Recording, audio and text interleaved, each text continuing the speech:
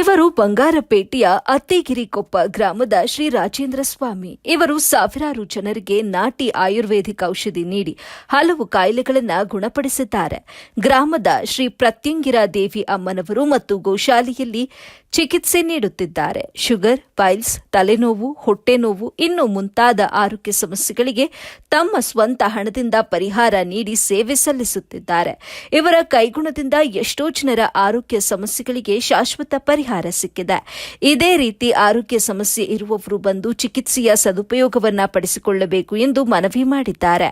ಜತೆಗೆ ದೇವಸ್ಥಾನವನ್ನ ಇನ್ನಷ್ಟು ಅಭಿವೃದ್ಧಿ ಮಾಡಬೇಕು ಎಂಬ ಧ್ಯೇಯ ಕೂಡ ಹೊಂದಿದ್ದಾರೆ.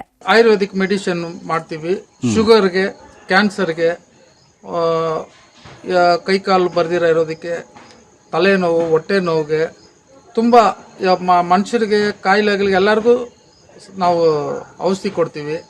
ಶುಗರು 7 ದಿವಸದಲ್ಲಿ ಗುಣಮುಖ ಆಗುತ್ತೆ. 7 ದಿವಸ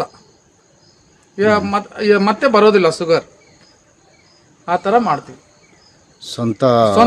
ಸ್ವಂತ ಖರ್ಚಿನಲ್ಲೇ ನಾನು ಮಾಡ್ಕೊಡ್ತೀನಿ. ಶುಗರ್ 7 ದಿವಸ ಅದು ವಾಸಿ ಆದ್ಮೇಲೆ ಅವ್ರು ಏನ್ ಕೊಡ್ತಾರೆ ಕೊಡ್ಲಿ.